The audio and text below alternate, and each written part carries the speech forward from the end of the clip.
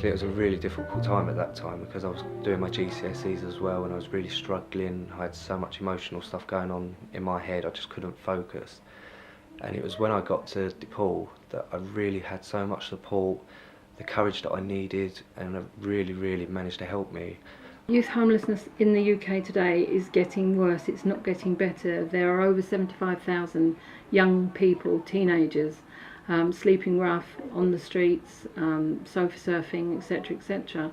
My mum threw me out when I was 16 and since then I was living between friends and family for about 2.5, 3 years, and because the council, they wouldn't do anything to help me, and I didn't realise that once you was 18 they didn't help you.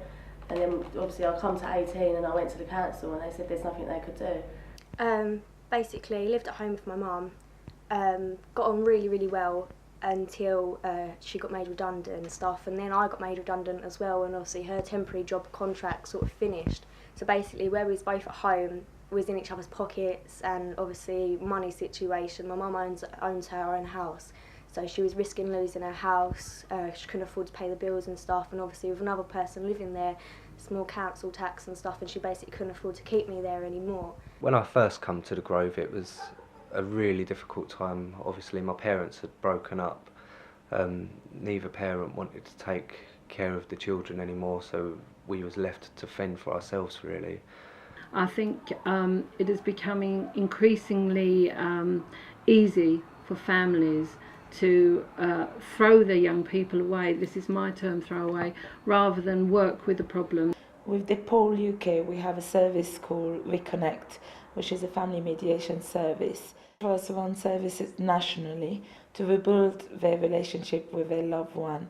The mediation process is where we meet with a young person on a one-to-one, assess their need, eventually meet with the second party, who could be anyone from parents to sibling or carers.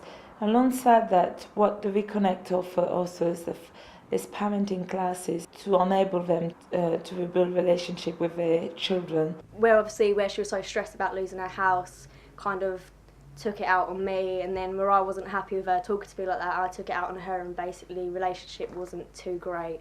I moved in here, my mum helped me decorate it so we could sort of like build a bit more of our relationship back. Well, I came to live in here because I was living in foster care, but I was 17 and the social services wouldn't fund my foster home anymore, and I had nowhere to live, and I came here. Okay, so a young person may come to us and they're very vulnerable, so they've been through a range of different experiences that brings them to our door.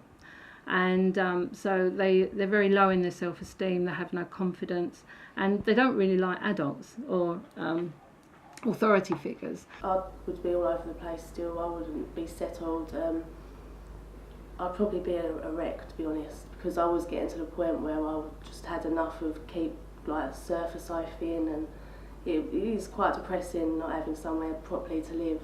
And now I'm here, I've started to get my head back together and I'm picking myself up and I'm sorting my life out now. So first of all, we go about making relationships with them, showing them that actually we do like working with them, we enjoy their company and we want to listen to them. I've been going through quite a tough time while I've been here, and they have been really helpful and they've been there for me and they've been understanding. We do a support plan with them which looks at all their needs and looks at different ways that we can help them, and it can be from education, either joining mainstream education, getting back into education, any sort of courses. Drive Ahead is a project that's been running for quite some time in London and also in the north of England. We'll be doing things like practice interviews by bringing businesses in. We'll be doing all the basic skills you need of writing a really good CV and being able to market yourself. So it's important how you present yourself. So it's been very successful in helping young people back into work and training. And it's also got two other aims of giving a good foundation to people learning how to drive, because we found out that young people in hostels especially wouldn't have the money to learn to drive, especially when things are so expensive right now, and it boosts confidence no end. You give people new skills, they just grow in front of your eyes, and it's an absolute delight. First of all, it was because my key work of I was really trying to get my driving license, so she thought that would be good for me, and at the same time I could because since I'm unemployed at the moment, I could stay active as well. So I thought it would be a good idea to start this course, and so I did. Started the course. Since I started the course, I've improved a lot of my driving theory, perspective, and that sort of thing. But it's not just that really. The other thing is jobs wise, how to present yourself, that sort of thing. Basic skills like budgeting. Some young people don't know how to cook, don't know how to clean. So we teach them, we help them do all that. I first moved in and I had no idea about money whatsoever.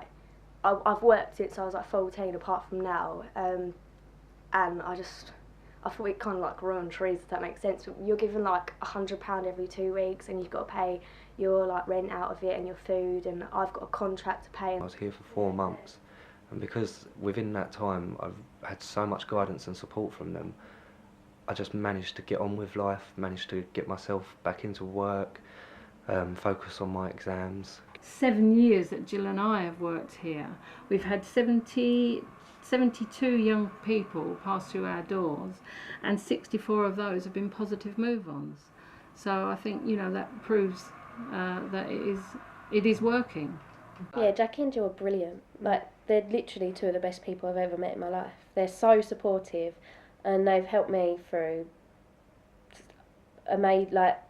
really bad times, and they're still here now, and I haven't lived here for 4 or 5 years. They are there. They were when we lived there. They were there for everything. I mean, Yeah, even if we needed them, after hours, even 2, 3 o'clock in the morning. And even now, if we ever have a problem, we know we can still come and talk to Jackie and Jill.